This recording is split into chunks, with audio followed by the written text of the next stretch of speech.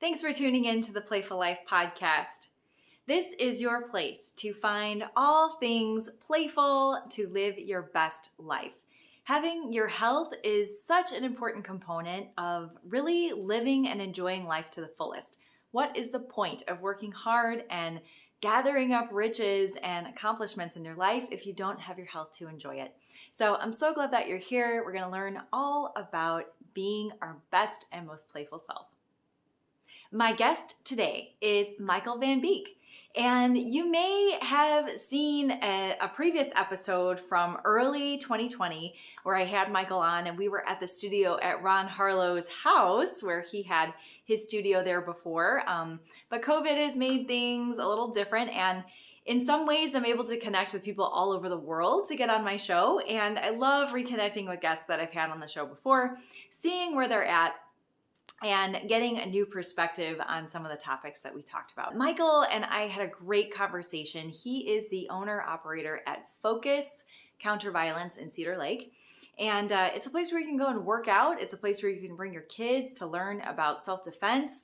Women find it very helpful to train there as well. He does a lot of great volunteer work with people suffering with substance abuse and all kinds of things. So I was really excited to get him on the podcast to get some male energy in the room and to talk about, as a gym owner, as somebody who does fitness for a living like me, how he has weathered the pandemic of 2020 and where he's going with his business and where he sees things going for the health, wellness, fitness arena. So we had a great conversation. I know that you're going to enjoy it. I would love for you to get in on the discussion. If you want to do that, you can drop a comment down below.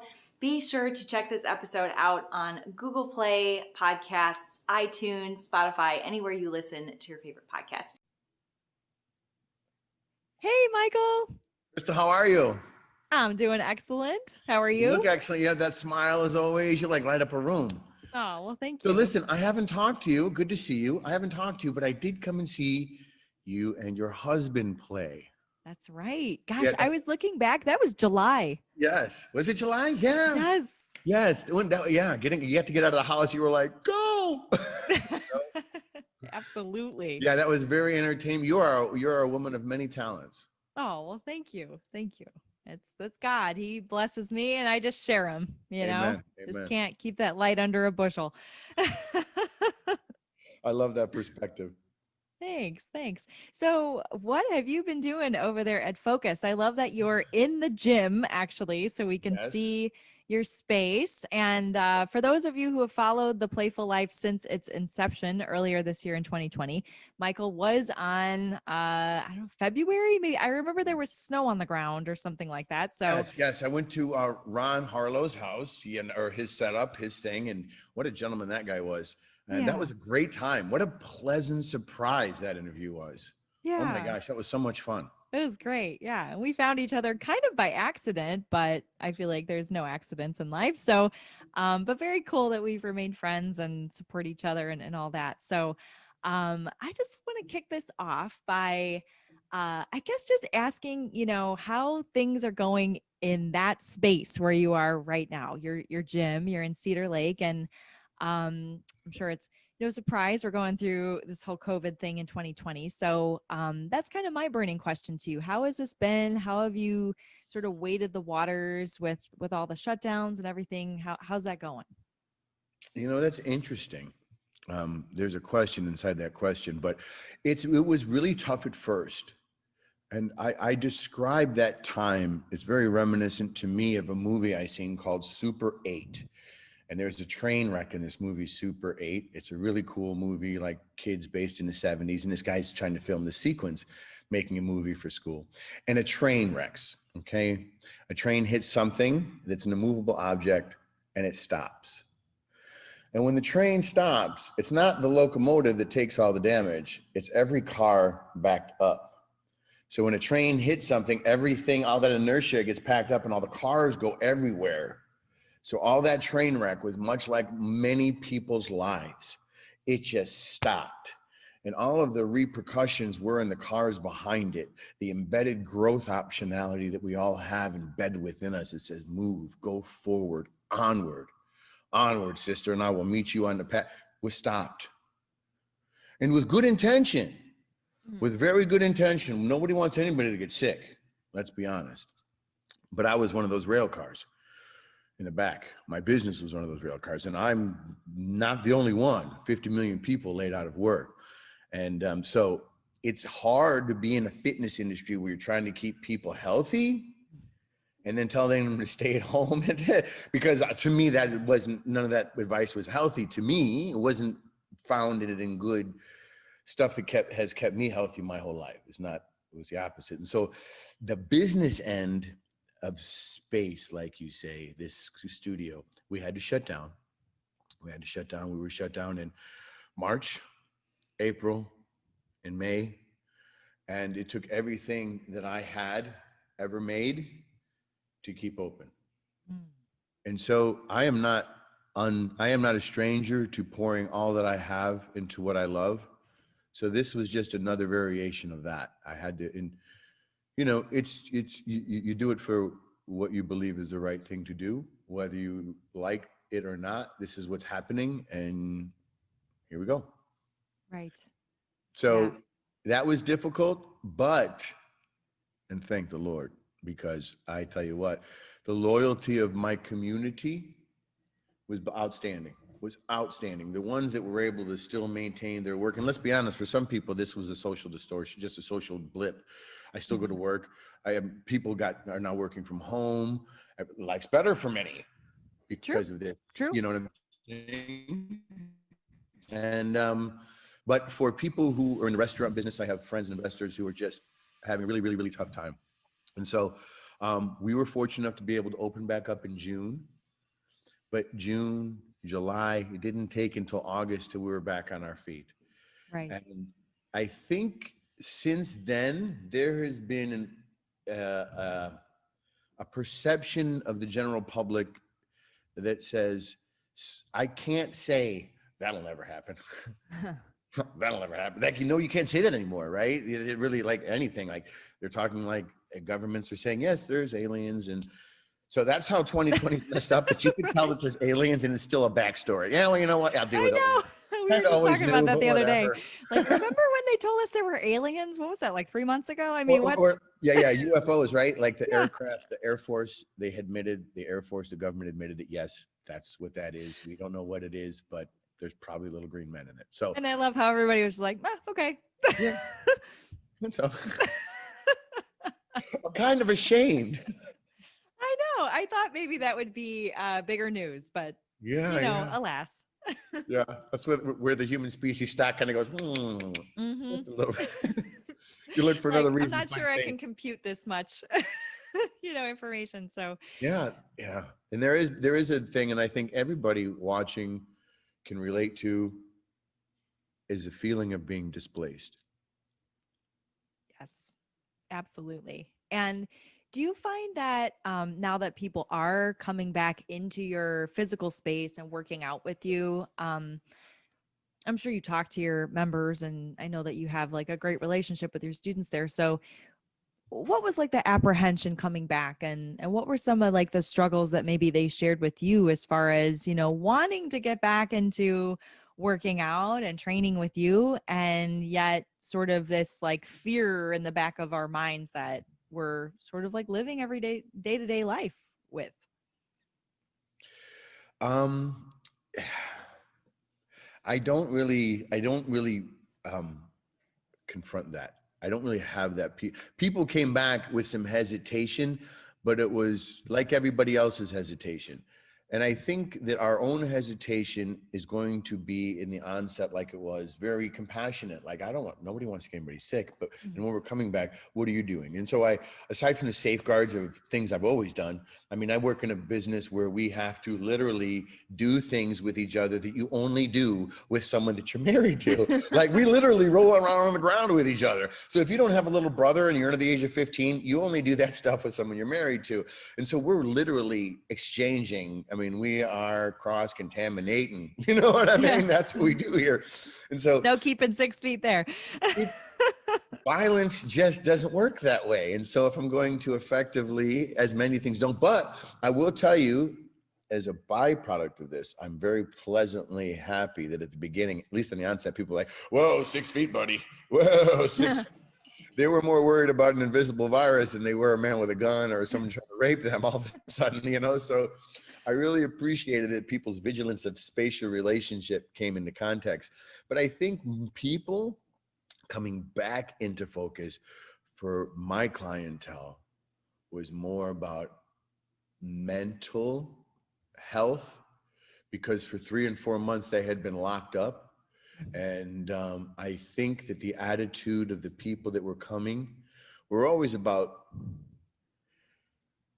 a certain air of precaution, and at the same time going, okay, well, how long am I going to have to sit in the house? How long am I going to do this? Is sitting in the house beneficial for my health, or is it hurting? How is this all working out?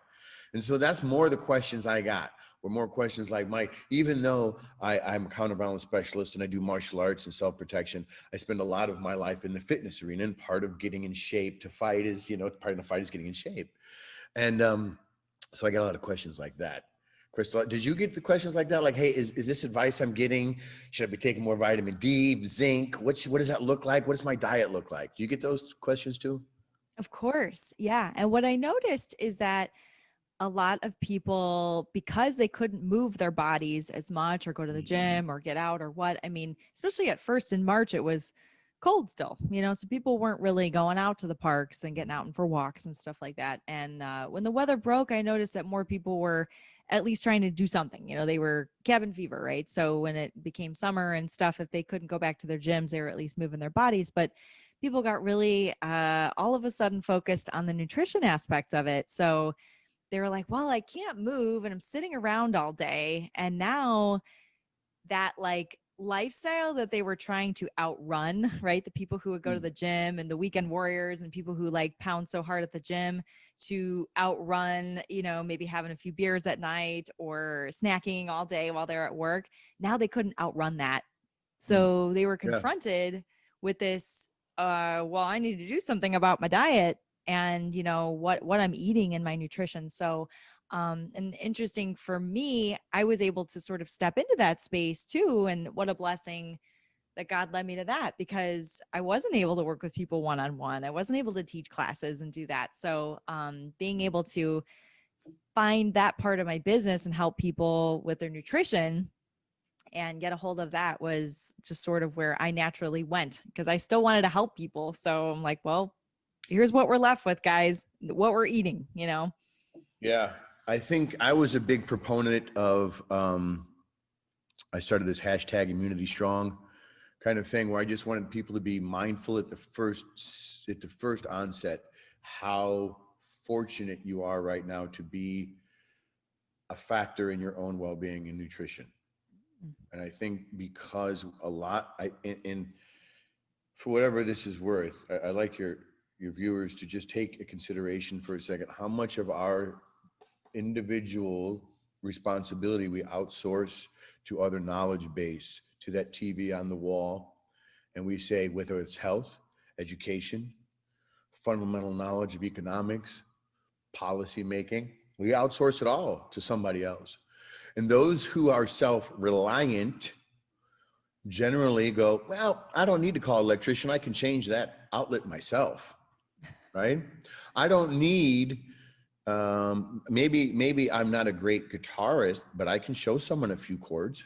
Sure, I'm going to be a music teacher. So people who become self-sufficient go, listen, I've lived a healthy life most of my life, and I've been sick and I've been healthy and I've broken a bone here or there. And for the most part, because I've been self-sufficient in my own engagement with myself, my mental health and my physical health, I kind of know myself. Have you ever gone to the doctor and gone, something's not right, doc? I can't tell you what, but something's not right. You may know the name of it, but I know something's not right. Yeah. And I think what happened is we lost sight of our own ability to look at ourselves and go, you know what? I think what's best for me is movement.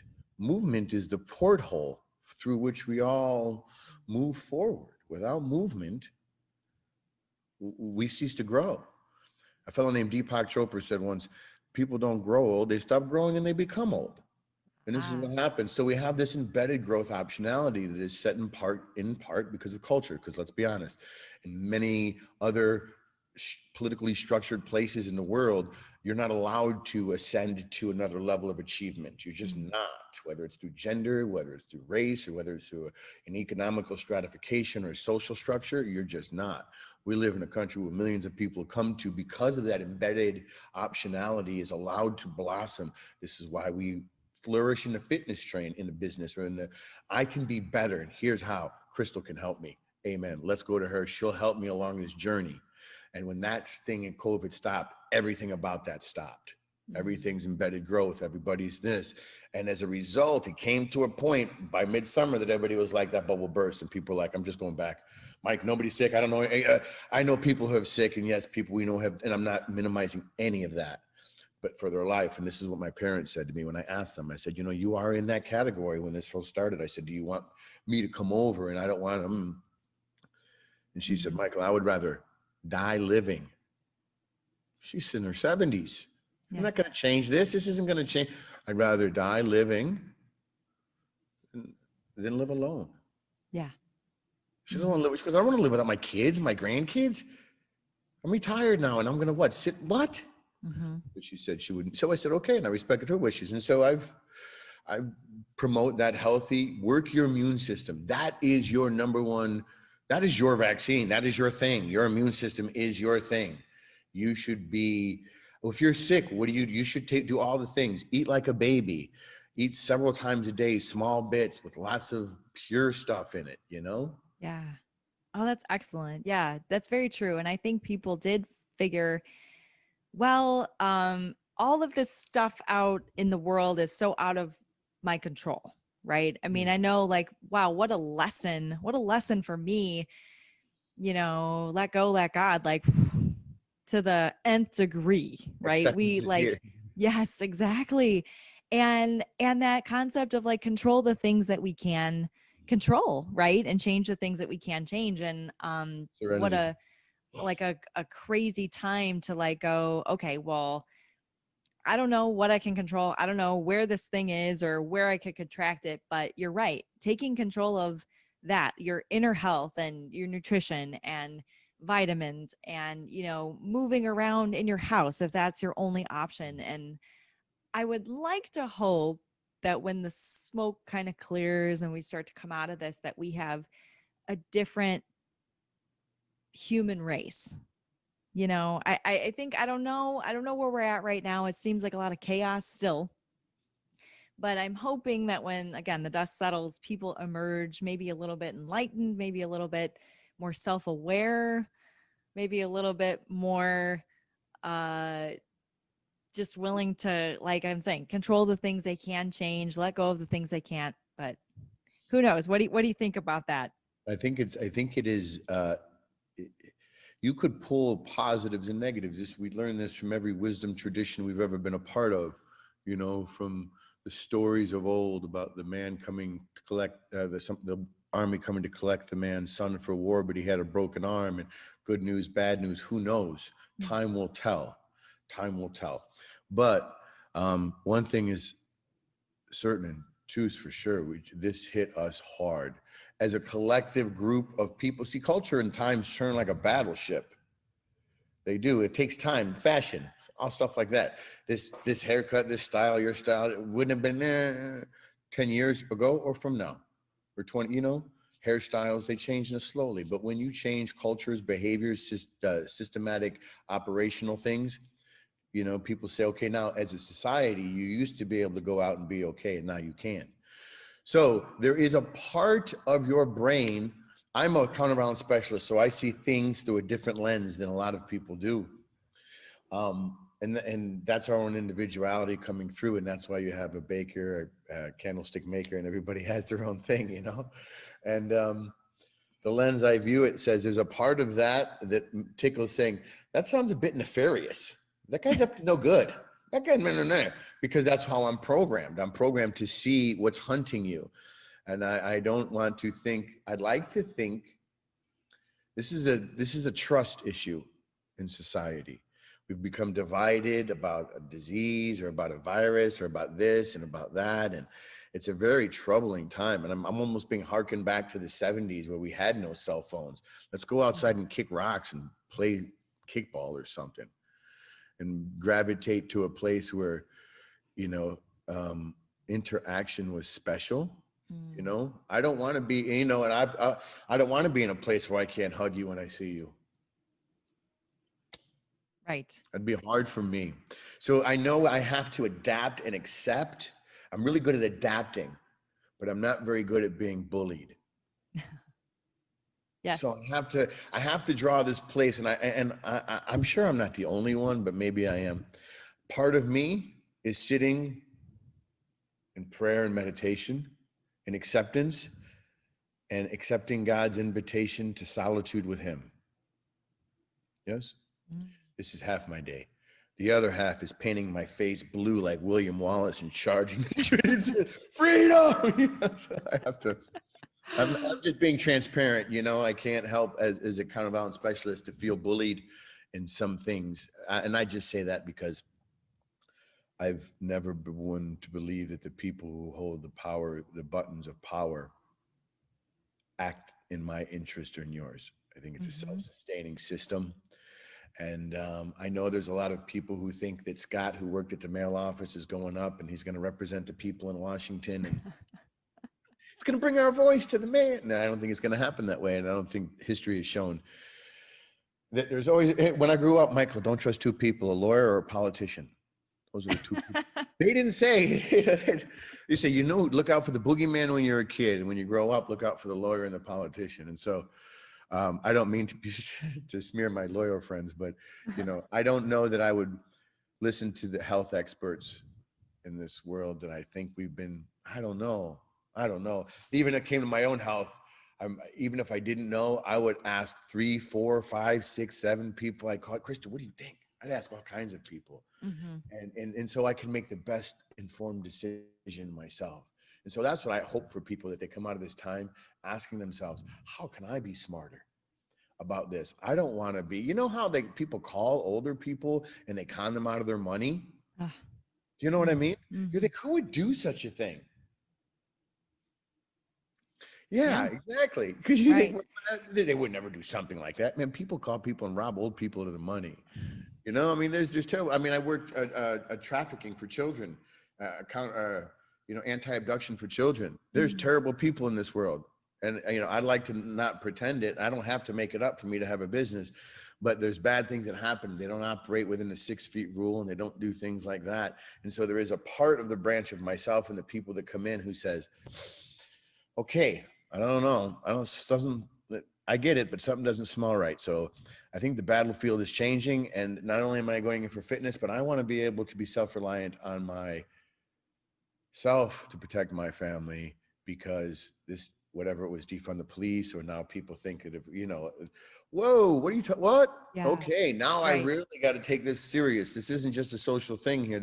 Whoa, we're talking, what? So I think I've gotten a lot of that coming through the door. And whether I Interesting. agree with it or not, I don't, you know, is not the issue. But the feedback from the clientele is definitely, there's that kind of, wow, with compassion, nobody wants to get sick. But at the same time, did you have to shut down and take me out of my work? And now, I mean, the suicide rates, I work in addiction, and oh my gosh, it's insane. It's insane. There's no beds open right now. I have a Right. friend waiting on a bed right now. I talked to her last night. You get a bed yet? Nope, calling in the morning. Oh. Waiting on a bed. And any day she could hit that street again. This is a serious thing. There's no beds because everybody's freaking out. Yes. Everybody's ODing. Everybody's trying to kill themselves. They're out of jobs. They're out of money. They're out of options.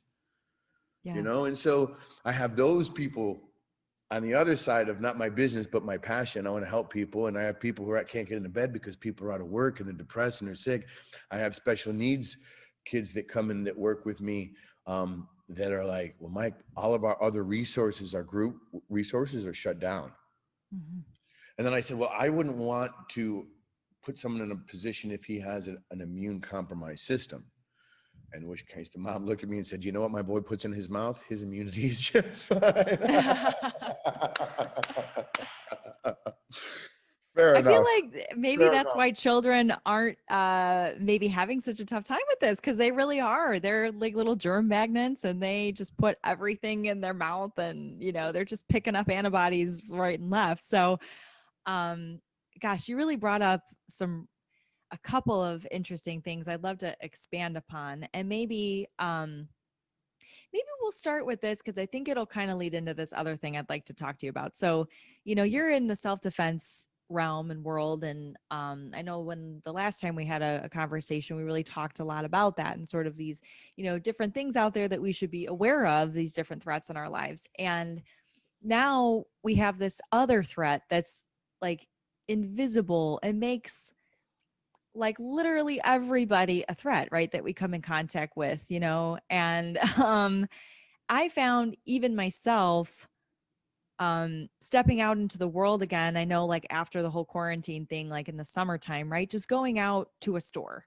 um, getting anxiety because now it's like I was looking at everybody who has COVID, who's going to give it to me, where am I going to contract it, right? And so there's this other level of fear now that people may have when we start to go to concerts and big, church things and gatherings and conventions and stuff again. I think, and we'll kind of segue this into the mental health part of it, but as somebody who talks about self-defense, like what's your perspective on that as far as, how much anxiety do we need? How much do we need to navigate the world? Is everybody's a threat now, or Hmm. where is that for us? Well, I mean, if I think that falls into the realm of, I mean, science is the value-free proposition of observable data. So it's value-free in that I don't have an opinion on it. I don't have any skin in the game. There's no money attached to the result of this data that I observe. And so if you observe within your community, around your house, around your thing, the zombie plague where people are falling over, dying, and everybody you come in contact with is sucking on a respirator, then you should probably not do anything. I would be afraid too, but I don't see that happening. I see people with um, restrictions being sick, people of certain ages being sick.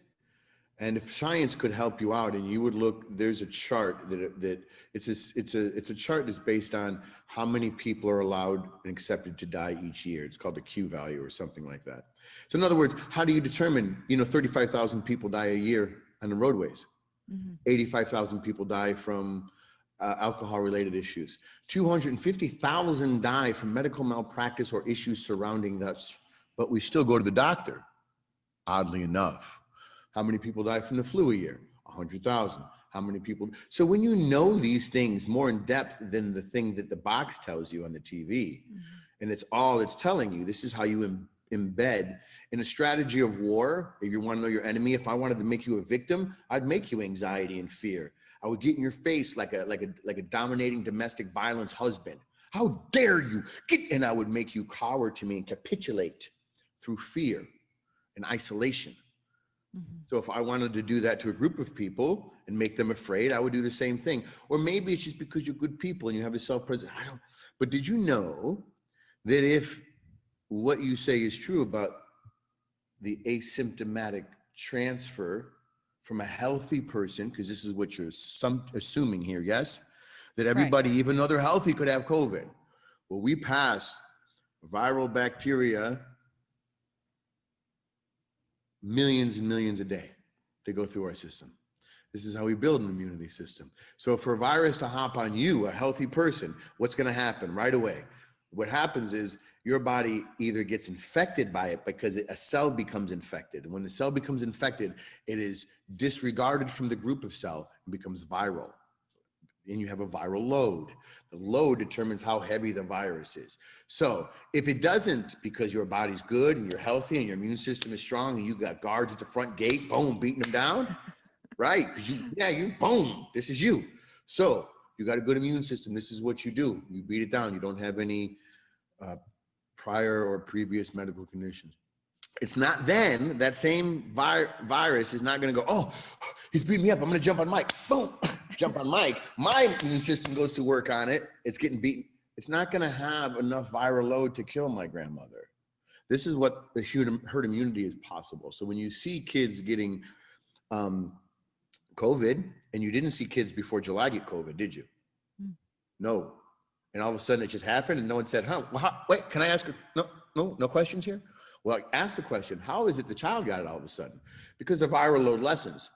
So once the viral load lessens, so does, right? And once the viral load lessens, and how do you do that? You push a bunch of healthy people in the room.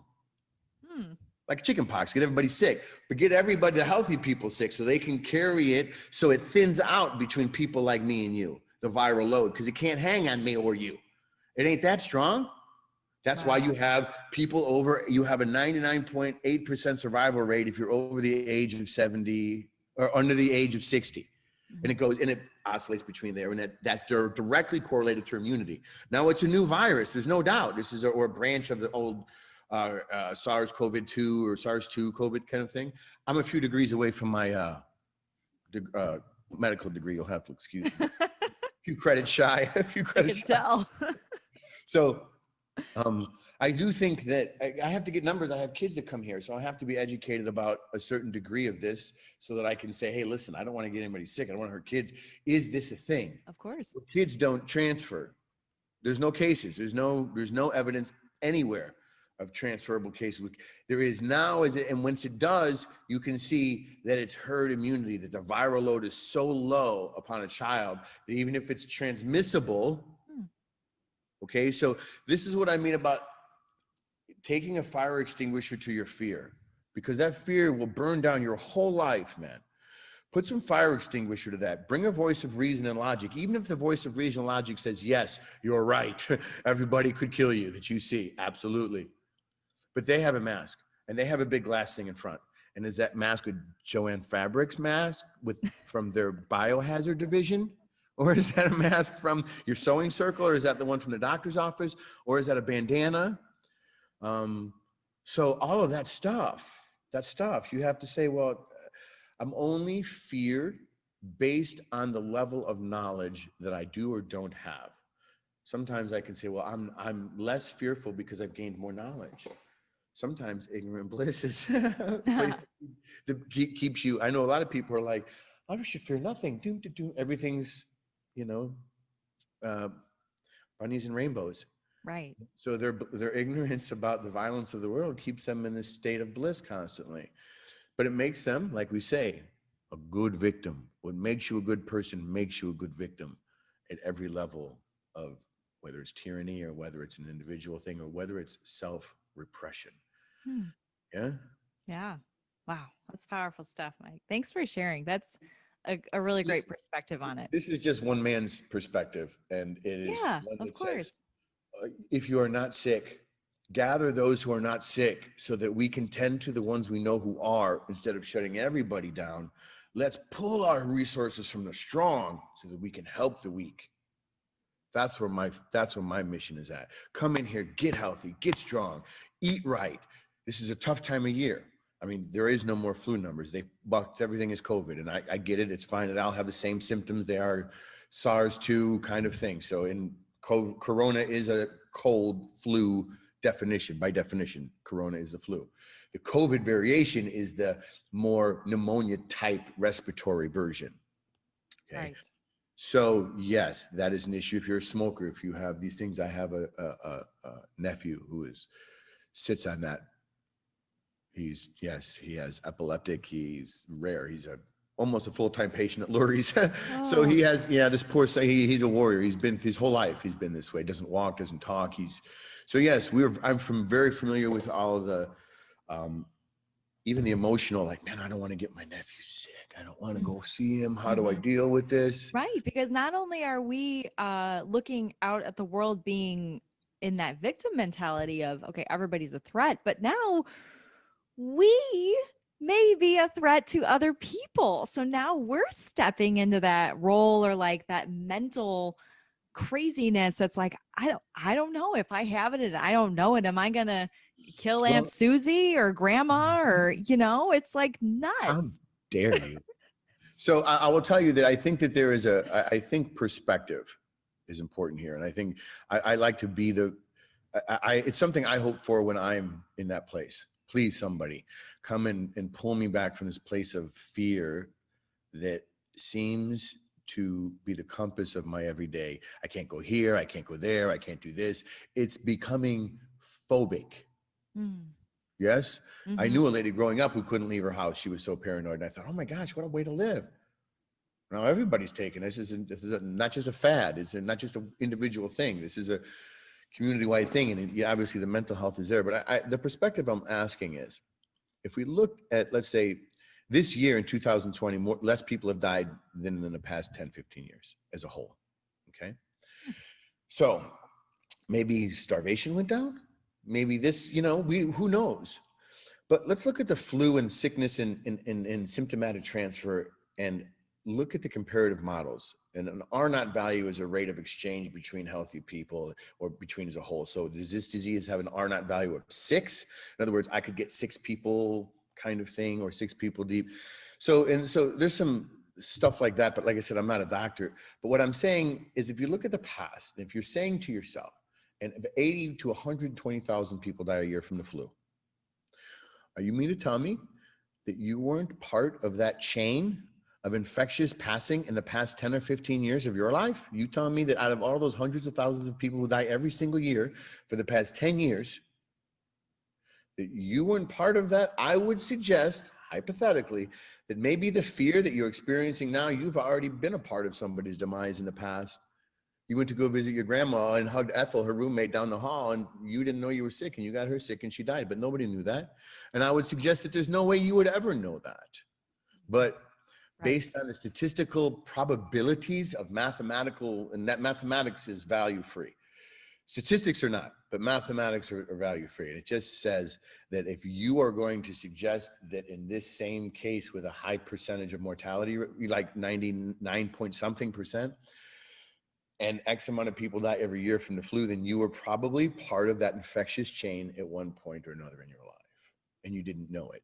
But it never stopped you from living your life. I Right. think, right. So there's a certain amount of acceptance with unknowing. I can't know. And so this is what people go, well, if I can't know, then I might as well just wear a mask. But if you follow this logic, I suggest you should wear steel toes and a hard hat. We could Yeah. take this further, yes. And Mm-hmm. the whole thing of, well, you're not going to get anybody else sick, and you can't. I'm not saying you can't get people sick or things aren't contagious. They're just not the way people think that they are. Like, don't sneak. Like, when you put people in a house all together, you have a higher likelihood of getting sick because everybody's in the same place, just kind of, right? But you're not doing anything healthy to counteract that. You're staying. I'm a 2-time felon. I've been in prison. And when you lock people up and you isolate them and yes, there's a thing that happens. Not Mm-hmm. healthy. It's not Right. healthy. Animals do it. If you walk to a zoo, if you go to a zoo, you'll see animals aren't supposed to walk backwards. They're not meant to. If they do so, it's a predatory move because there's predatory on them and they walk backwards this way. Yes? Hmm. But if they're walking around, they don't walk backwards. They turn. You see mental health and sanity of animals because they sit there and they rock back and forth. They're captive. They're isolated. Then they know it. You put a plastic tree there? You know what I'm saying? Right. You can make it like the people that, oh, look, I got the bedazzle mask, or I have this, and you're trying to make the best of it. I get it. But there's going to be issues from constantly being afraid. At some point, you know, I think that when you look at what's happening, you look at the numbers, yes, there's people getting sick, but I'm a 50-year-old man, and I'm not in the woods. I'm not out of the woods. The best I can do is take care of myself, because if I was one of those people who locked myself in the door back in March, where would I be right now if I just came out? I'd be in worse condition than I left, trying to avoid being sick. How does that work itself out? Yeah. Yeah. Well, I'd love to maybe speak on that a little bit more. So, you being so open and sharing about your experience of, not being a free person for those couple periods of your life, right? And then sort of being mandated or suggested or, really just sort of forced into a certain type of lockdown, right? It's not like you could open your gym and all these things. Like, how was that for you mentally? Did that? Good question. That's why you're so Yeah. good at what you do. um, it is a very, for me, and I'm sure that most people don't share, it was a very, why Lord have thou forsaken me. right? I did everything right. I came from the streets. I turned it around. People love to hear this story, this zero to hero kind of thing. Look what I did. Now I'm doing all this, right? But inside of that is this thing. They come and they go, hey, shut your business down. For what? People are sick. You're going to get people sick. But people come here to be healthy, and people are healthy here. And if they're not sick, they don't come. So, and I'm following this logic chain, down, and I'm saying, okay, I want to be compassionate. I want to be with you. And I'm following this chain. And I look back at everything and I'm going, I did it right. I did what they told me to. I followed the rules. I did everything I was supposed to do. I borrowed money. I did this. And then he says, but don't worry, you can take a loan back from me who shut you down, and I'll give you a lower interest rate back on a loan. And I said, this is what corruption looks like. When they strong arm people for money. If the old New York cop walks in and says, hey, you're going to pay me protection, huh? Kind of thing. And that's how I felt. You're going to shut me down, force me to still pay all my bills, but you just took away my income. I can't wrap my head around this. And I felt very bullied and betrayed. Now, if you were, now again, the pandemic was, or the coronavirus and shutting down for those 15 days, I'm not saying that, because even though I didn't like it, fine. If it helps people, that's what I'll do. So I felt very like I have to accept, because before, because in America, if we work hard enough, we can get what we want. And if we overcome some obstacles in the meantime, great, right? If I face some unfair treatment in the process of that somewhere because I'm a 2-time felon, or because of this, or maybe it's because of someone's king, well, cool. Well, now I learned what it's like to bob and weave and take a shot once in a while. Cool, this is life, and I'm better for it. So overcoming some obstacles, but at this point, no. Matter of fact, shut your business down. I don't know how you're going to feed your family. That's not a concern of mine. Your addiction, those meetings, I don't care about that either. Here's what you can do. You're going to shut your business down. You're going to keep paying all your bills. And if you can't, we'll just come take your stuff. Mm-hmm. And I felt, while I'm trying to be compassionate as a business owner who is honestly trying to help people and make them healthy and save their lives, this is completely not how I felt about it. And so while I did, I am champion for people's health with this virus and doing everything we can to mitigate its effects. I think that the way to do it isn't to shut people down, but it is to rather gather the troops. Let's bring in the wagon wheels. Let's circle it up, man. Let's do this. And you can't do that from inside your house. That is not a proactive move. We know the people who are sick. We know these things. And so that was my attitude. And so even if a 2-time felon, old crackhead like me could come up with something like that, I'm sure there's some brilliant people who come up with a better way of doing it than locking people in their houses, knowing the things we did. And so I felt very bullied. I felt I was so angry. And I'm still trying to be in this place of peace, this space you say so eloquently, because that space is more than just my school. It's my life. It's my family. It's my headspace. It's everything I work so hard to get away from, to transition into this thing where I get to be this instrument of change and stop.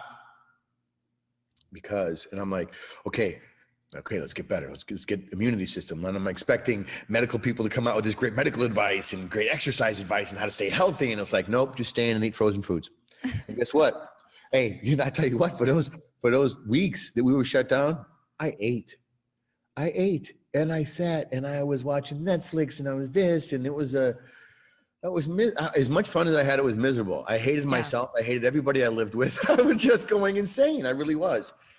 So I felt a little bit beat up, but I made amends with that in terms of saying that this isn't about me. This is about people's sick, health and wellness.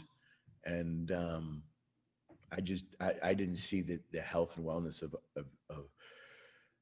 was threatened by me keeping my business open. I thought I was actually promoting health and wellness. And so it was hard for me to swallow. Right. Exactly. I can totally see that. And I appreciate your perspective and your honesty about it. And I work with a population of white men in their, 40s, 50s. And it's interesting to hear your perspective on it, that, men in that generation may look at someone like you and say, wow, like, look at Mike. He's got his gym. He's got look at those muscles. And right. I mean, looking at you or looking at, other fitness professionals or people who seem to right. I have a podcast. I have a business. I should people would say the same about you. They would look at her. She's always smiling. Her life is golden. I wish I had her life, that crystal. Boy, she's got it made. If I only just... Right. And I don't know. I mean, maybe it's our job to have it together? You know, was there a part of you at any point that felt like people might be looking to you as sort of like that beacon or, you know, example, or did you Well, you feel know, that's any funny kind you of say that. It's funny you say that. And I see this within the professional industry a lot, the fitness professional industry a lot, is that people are doing what they feel they're supposed to. They're not engaging in any of that societal dystopia, this dysfunction that's happening, this train wreck of a thing. And they're just going, okay, everybody pop. And I get it. And thank you for that, because that makes a big, big difference.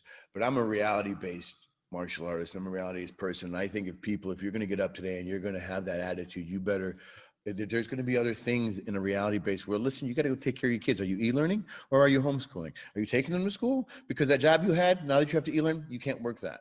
Mhm. And so a lot of positivity is great, but I still have to function in this world of chaos. And so how do I do that is really the reality-based fitness lessons that I'm trying to tune in this next level, this next phase, this next existence that we get in. So whether we can interact personally, what does that look like? That next level of thing. Yeah, that's so, so true. That's so true. And I don't know. I mean, maybe I am a little bit guilty of that. And maybe that's what like inspired me to want to have this kind of episode that wasn't so much about this is how we manifest awesomeness and let's be positive and you Can I know, tell you a quick because story, Chris? Let me tell you a quick. sure. Now, those of you who are watching don't know. I had to type Crystal a thing saying, "Hey, I'm running a few minutes late. Please forgive me." And so my morning today was everything I touched falling to pieces, literally, literally. I was at home swearing as I slammed the cabinets. I said, "Why do I?" Even?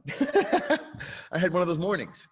Nothing was held together. As a matter of fact, when I sat down here, I had to take a minute and dismount from that part of my day Mhm. and sit here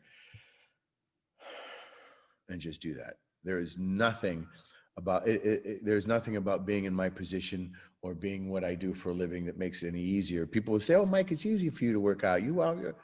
Actually, I don't like. It's like saying to somebody, "So you work in a car? Well, you want to go home and work on yours too?" No, I didn't think so. Right? Yeah, is that what you think? Yeah, I paint for a living. When I go home, I do paint by numbers. Yeah, no, you don't. You want to go home and do other things, and so it's not as easy as people think. I mean, every day that I go into the gym, I don't know that there's too many days that I start going, God, I'm great. I'm glad I'm here. That happens after I work out. Mhm. But all the way up into it, there's a storage shed of excuses that I've got ready and waiting to be used. Oh, well, I got so much business. I got paperwork to do. I got this. So I'll just stay in bed 5 more minutes and I'll just this. And I can. I'm no different than anybody. You're no different than anybody. We still have these things. And because my livelihood is set up on some of these things, that if they fall and they fail, not only is my ability to help people fail, but my my own health is just gonna, it just really Mm. starts to become affected by the whole thing. So my well-being, as it may appear to be, I cannot help but be a bit open about, man, this is kicking my butt. This is kicking my butt. And so if you're feeling that way, no, I am right there with you. But crack cocaine kicked my butt. My father leaving as my first memory kicked my butt. Mhm. So many things have kicked my butt, and I'm going to keep going. And if I get COVID and I get sick and I get better, I'm going to keep going. I'm going to keep going. If I die, I'm going to keep going to heaven. You know what I'm saying? I'm going to keep going. And so I think that is the message that I get from this, whether it's spiritual or whether it's this. Psalms 1 is very, don't stand in the way of sinners. But to me, it's more move, go that way. Even Jesus said, follow me. No one said, hey, where are we going? Anybody got a Google Maps? Nobody decided to pull out a map and say, where are we going? I can get here faster. No one says this. He's just saying, let's go, move, go Right. forward, onward. And I think as fitness professionals, while some of us represents the manifest your joy, others are like, the trenches are deep, the struggle is hard, let's go forward, let's go. That's a different thing in different strokes for different folks. This is my path, my pace. Everybody has their own. Mhm. Mhm. Ah, that's awesome.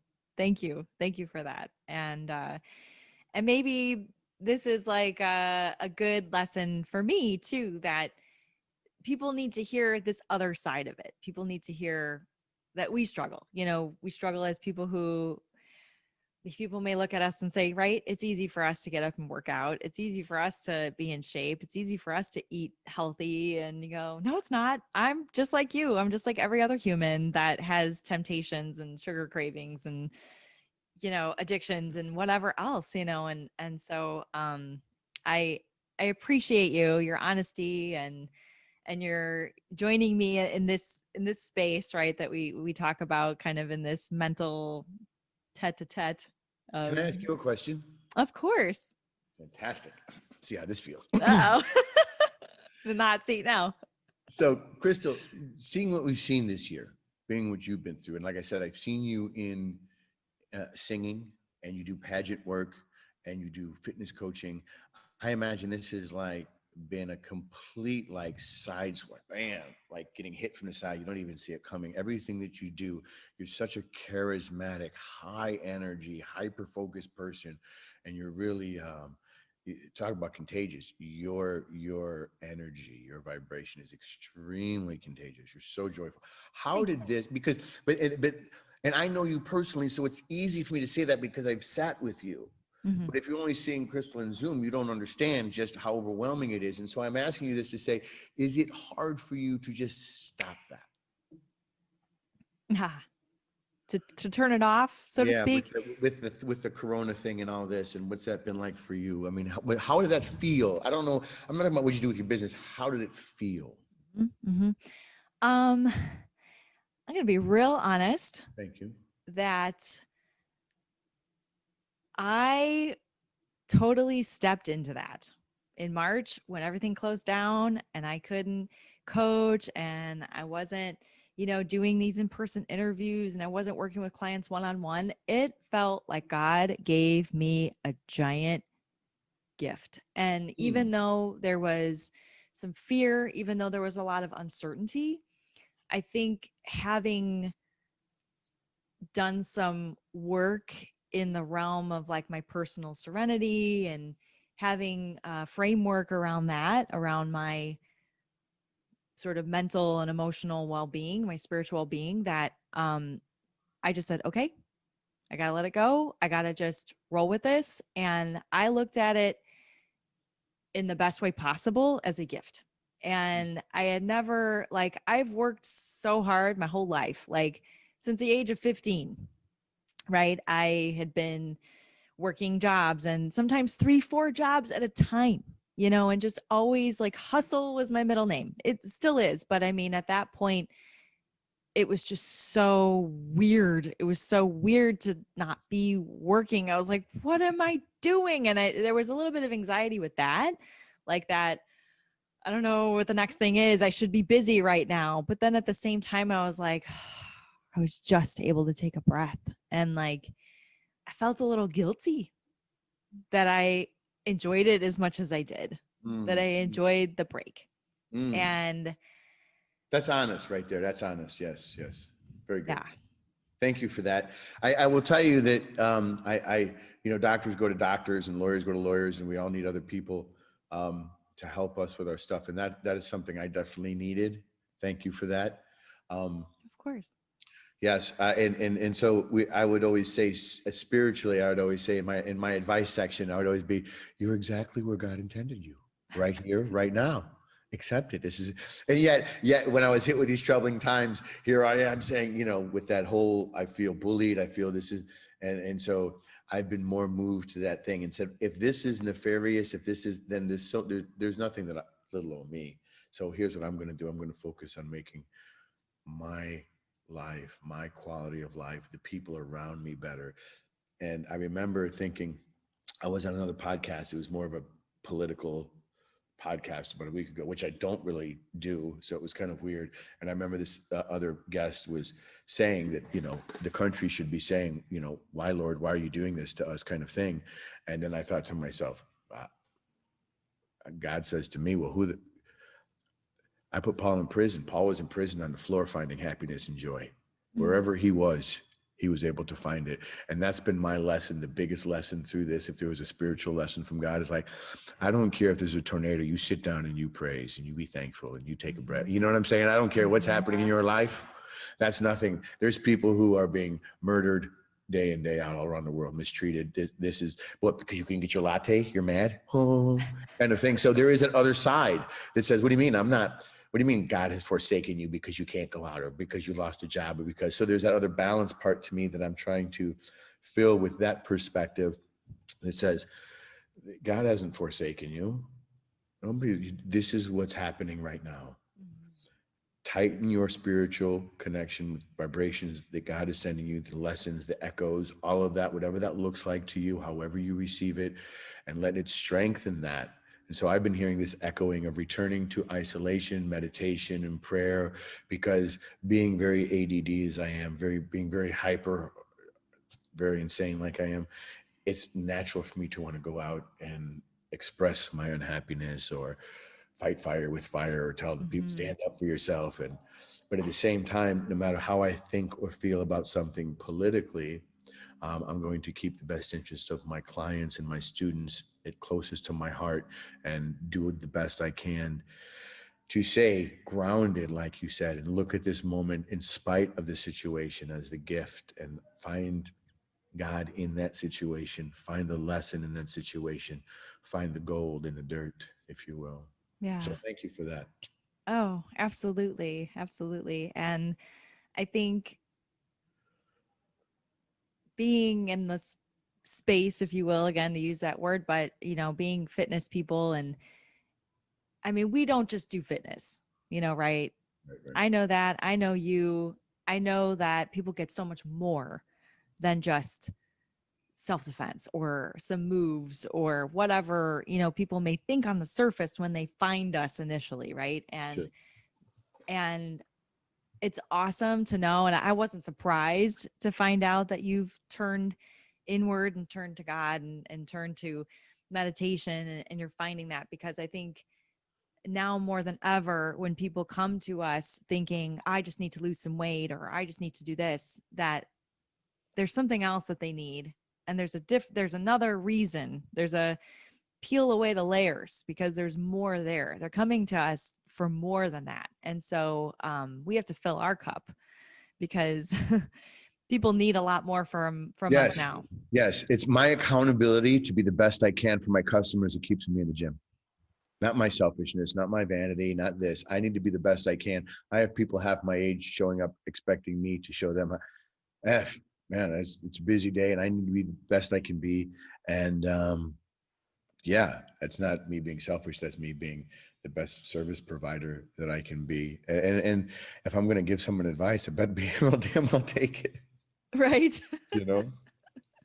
Yeah, we gotta open our channel so that we have this flow, right? Something flowing into us, so Yeah, something can and flow there out, right? and there is a reciprocal relationship where I keep my clients, like I'll keep my clients at a certain time. If I want to be up earlier, I'm going to schedule a client, so I make sure I'm up earlier.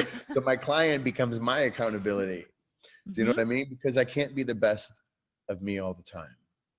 I can't Right. be. Nobody can. And by the way, the queen doesn't move across the chessboard by itself. You need pawns, you need bishops, you need everybody to help. And there's Hmm. no one who does this alone. But especially if you're a trainer, this doesn't mean that you're just Superman or anything. But it means you're willing to put forth the fight every day. And that's why I think people listen to you, and you're willing to, because you fight with a smile. You're going forward, but you do it the best. The best heart, going forward with a good heart. I'm Hmm. grateful for that. That's good. We need more of that in this industry. Thank you. Yeah, I agree. And likewise, getting to know you, I see that you do the same, and it's Thank you. not just a facade. It's not a show or anything like that, but you really truly want to help people, and you do it in a physical space, you do it in a mental and emotional space as well. So I honor you for that, and Thank you. I honor you for taking time to get together with me here. And Do you have a I minute? Do you have 1 minute? I want to ask one more question of about course. the safety issue, because we have some things people have asked me about lately, and we talked about the virus and what that's done to us, and but how it affects. We're in a weird world now. When I was growing up, you wouldn't get in a car with a stranger. Mhm. Now you call a stranger to come get you. Ah, Yeah. yeah. Before, you wouldn't be allowed to go into a store with a mask. Now they won't let you in the store without a mask, right? Yes. So, while the irony there is also attached with it, another market that tries to stay ahead of that curve, and that's a nefarious market. And so, if I can kidnap your child by putting a mask on him, and I can keep his mouth taped underneath it, and put a mask on him, you don't know I'm taking this child. You don't. Same with a lady. The mask to me is a very, very social safety issue. I Mm. worry about people who will just walk up with a mask and take stuff. And I didn't know he was suspicious. As a matter of fact, he looked like everybody else. So it presents us with a new curve, a problem curve that we have to figure out how to work through to identify predatorial behavior. Normally, hey, that guy's got a mask. No other red flag than the guy with the mask, right? But Right. now everybody's got a mask. So, like you said Yes. before, everybody, not only could everybody get me sick, everybody could rob me, everybody could, Hmm. it's changed the curve a little bit. And so, it's just another irony or curve that we have to kind of adapt with and go, okay, mental health, physical health, all of things. And lastly, I think people are starting to see that self-protection is more of a life skill than a Mm. luxury. And when we say things like what makes you a good person makes you a great victim, that violence happens where life happens, that like life violence is unfair, we realize it's very much a life skill, being able to like change your tire, do certain things in life to get by. You need to be able to, at least once in your life, be able to defend yourself. Um, and the landscape of society with people's uncertainty of what's coming tomorrow has made people come in here in terms of taking more courses, actively engaging in their own self-protection and not outsourcing it to the police. And oddly enough, to tie into what you said, when people are trained to save their life, they're somehow reminded of why it's worth living Mm. and how quickly they can be removed from them. And they become more joyful people simply by learning how to defend themselves. And True. so, yeah. And so that as we're presented with a lot of those problems, a lot of people are coming back in and they're really seeing the need to be better equipped with the social structures changing in society, and whether people are being, and the people are just angry now these days. People are insulting people left and right. Oh, you're stupid. And this person says you're stupid. And there's a person going, but you can manifest happiness. And so you're being inundated with all this fear. You're being feared here and be afraid of this. And this person hates you. And there's so much division and there's just so much chaos that the noise has been up for ever now, it seems like. Yeah. Problem with it in studies is that when you turn the noise up, so I'll give you an example. If I'm sitting on top of you, beating on you, and then I stop beating on you, you'll be okay with me sitting on you. Mm. Yes? Yeah. Yes. Wow. What an interesting image. Yes, we see it a lot in victims of kidnapping, and they develop a Stockholm syndrome where they become, I used to say that about people who are in love with the government. You develop the Stockholm syndrome that you fell in love with your captors. And so, and there's a thing there that says if I keep the noise up so loud and uh, if I overwhelm you for a certain period of time and I pull back a little bit, you'll thank me. People in violent crimes use this a lot. It's how they keep people. They say, you don't have to leave. I'm not going to tie you up, but don't leave. And you're like, well, if I wasn't tied up, I would just leave. But you haven't gone through the mental conditioning of them, beating you and saying, no, Mm. if you do that again, I'm going to beat you worse. So I don't have to watch. You know what I'm saying? So Hmm. fear has made you immobile. Fear has immobilized you. And what did we say was the best thing for your health? Mobility. Keep moving, keep thinking, Right. keep growing, keep growing. Fear immobilizes. That's how you know it's not the right way. And what do we say? Faith over fear. Faith over fear. If Yes, faith tells absolutely. you to do this, then do it. If fear tells you to do it, then just make your own decision. But in our training, we're trained to know your enemy. Know your enemy. Become educated about your body, about sicknesses, about how you stay healthy so you can better prepare, have a shield, have a sword against any sickness and virus that comes against you. And Hmm. it goes along with, knowing your enemy, become self-sufficient. Don't wait on anybody else. Yeah, absolutely. And I know that when we had talked on our podcast before, you were mentioning sort of like these levels. I don't know what you had referred to them as, but they're like threat levels, right? And you Color would think codes.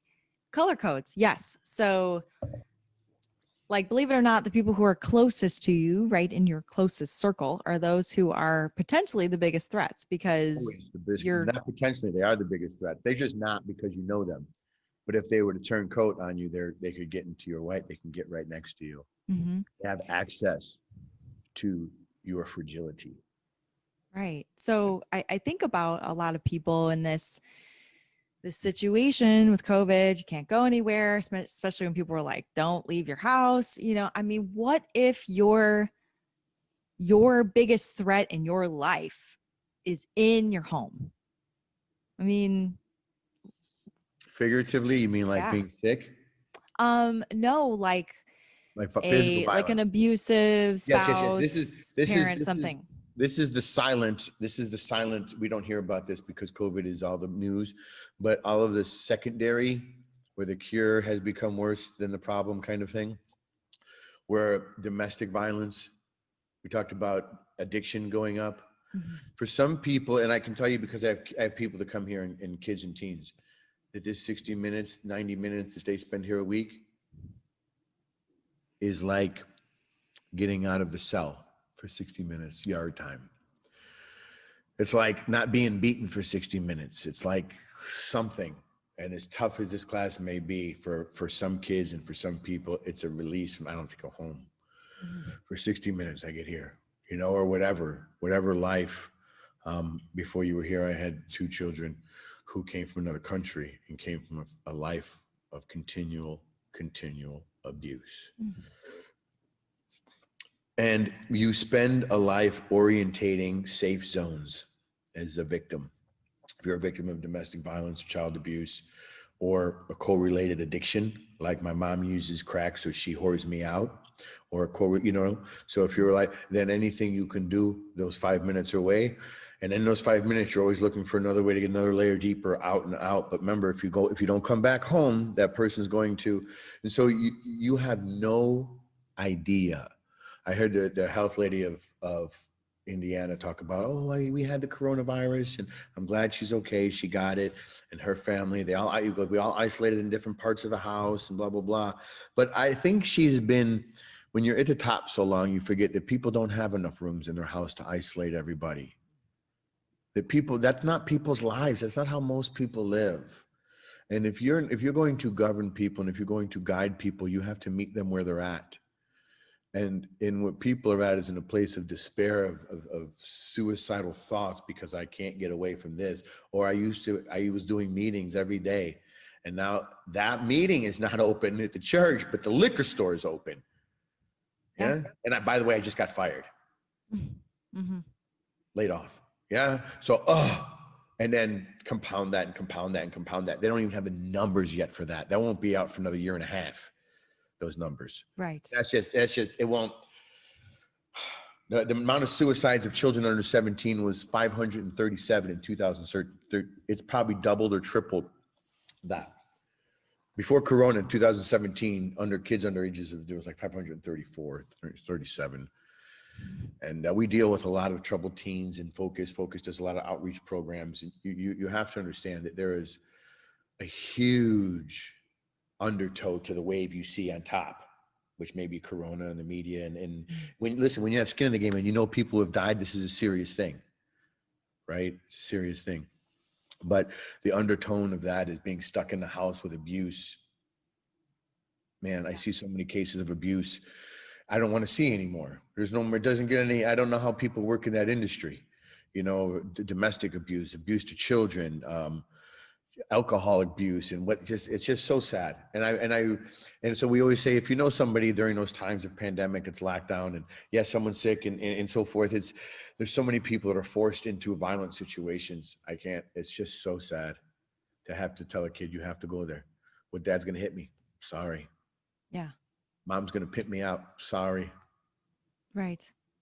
And Right. so listen, there are a lot of people sitting at home and fine and everything's fine and they're still getting their lattes and the Amazon's still coming and so great. That kids who can't go to school, Hmm. man, Yeah, School is everything. School is everything to some kids, very true. especially in lower income areas. School is for some, school may be a pain in the butt, but for some kids, the ones we believe in, the ones we fight for, school is everything. Mm. Everything. Listen, if it wasn't for choir and performing arts, I know you'd be like, what? I wouldn't have made it through high school. I wouldn't have made it through high school. I wouldn't have. I was already in the police departments once or twice in high school. I wouldn't have made it through had it not been for choir, had it not been for the performing arts, had it not been for the things that school gave me that the streets were going to give me. Because my mom was going to school, bussing tables, and my dad was working at some factory. There's, take care of yourself, kid, Right. kind of thing. And you had to. And that's okay. But my options were either school or the other life. And so I feel bad for so many people. And I'm so sorry that people are getting sick from the virus. I think that the light should be broader, and as a society, and again, we have to go, if I'm healthy, how can I help you who are sick? Not just by staying away, but what can I give you in resources? Can I bring, can I do this? Can I do this? When you shut down so many things, you stop the logistical chain of development of food and processing, and then you become a bubble in the system, and now you can't get fresh foods, you can't get organically grown foods. They've all been held up and therefore had to be thrown away, and they couldn't make any money and had to shut down. Right. This is the unseen stuff that you don't want to get grandma sick. Oh, I know, but you're causing world starvation here. Mm-hmm. This is a big thing. I mean, they're talking about people starving more than this year than any in the past 10 years because of food chains disrupted. How many cows and pigs had to be slaughtered or whatever that couldn't be used because it was produced for that. And in 3 months, your food's gone. And everybody's shut down. You can't work. You can't do anything. And so there's a lot of things to be considered in your mental health and adjusting and dealing with how much of this can I deal with and accept? How much do I turn over to God? And how much, this is a parcel issue. And if we don't have healthy resources, voices of reason, and opportunities to process this, it's going to be a tougher road. So seek out those people in the fitness industry. When someone came to my door, I said, what do you want? What can I do for you? He said, I just want to be better. Mm. Me too. Me too. Mm-hmm. Right. How beautiful. Oh, that's wonderful. Yeah. And I don't want to leave it. I mean, I'm sure people watching this will understand that we're saying these things out of, love and hope, Oh, yes. Yes. right? That, my goal is never to leave people in fear or make that worse for anybody. But I think what's helped me over the years, knowing that I could go to a room or to a group and know that every person in that room knew exactly what I was going through and shared their hope and their experience and their courage. And if anything else out of this podcast, I hope that when people watch it and find it, they can resonate with something we're saying and say, I felt exactly like that. I have the same fears. I have the same worries. I was thinking about those people too. And just know that they're not alone in it. Yeah. We don't have to have a solution. Mm-hmm. I don't have to have a solution today. I don't have to, and I know sometimes I probably occupy a more skeptical perspective because of my lens of identifying nefarious people and situations. But I am rooted in hope that together, yeah, like so you won't find me in a bad mood. We're going to make the best of this together. And when I say we're in this together, I mean that if my people don't show up to train, I don't make any money. I can't keep my business open. So everybody is working together to help everybody and being unified in a way that says, let me see what I can do to arrange a package brought to this house so they can't go out shopping because they're elderly. Let me see what I can do to help somebody out. This Christmas, I know some families that are in need and they want to get their kids something. So I'm giving out some training this year for some families in need. And I want to keep doing stuff like that keeps me on the crystal side of things, Yeah. because it is easy. And I think the podcast shows one thing is that it's easy. We revealed that no matter how much we can pretend to have it all together, it's easy to get beat down. It's easy to say, yeah, my path to success was hit with a brick and now I have to redo it again. be okay saying I don't know, be okay saying I don't have the answers, but you know what, we're going to keep going forward, whether I'm walking, crawling, standing, and if we can do it together, then maybe we can find a smile in there too. Yeah. Right. Well, thank you. Thank you Thanks, so Michael, much for so having me. much.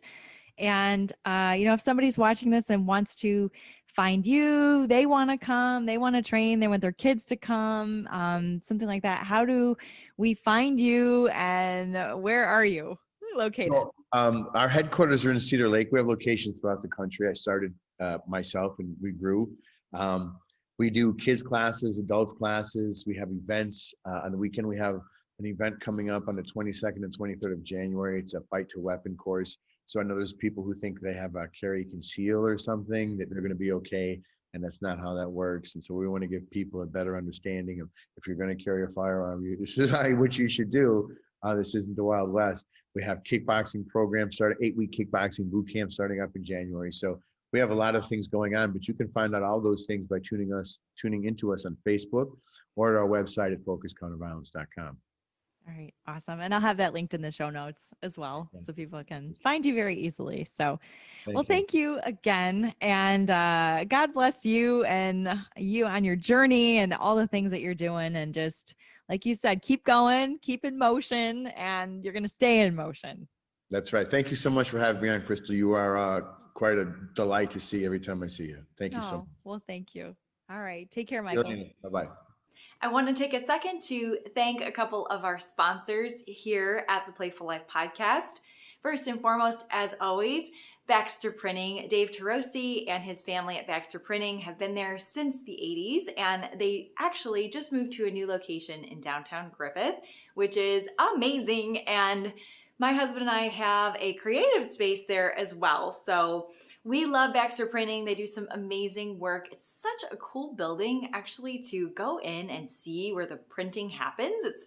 It's really kind of like being in an art studio. Very, very neat. So I hope you get the chance to stop by the old Poke Row Brewery there in downtown Griffith and check him out sometime. Whether it's a large printing job, you're doing political, mailers, signs, or anything, just flyers. I get all my flyers printed with Dave, so he's got you covered. And his number is 923-1999. Again, 219-923-1999. Also want to mention the folks at Springer Realty, especially Jeff Detlow. He is a great friend to Ron Harlow Media here, and always very supportive of me, Aaron, and Ron and what we do and all the programming here. So if you're looking to buy or sell a house, or you are looking to maybe get into commercial real estate or anything like that, check out Jeff Detlow at Springer Realty. He's your guy. I hope you enjoyed that episode as much as I enjoyed that conversation with Michael. And as always, thank you to Ron Harlow Media, where you can find Ron Harlow's Make My Day every day from 4 to 6 p.m., Erin Ellis, the Cheeky Mom, on Wednesday mornings, and of course, the Playful Life podcast.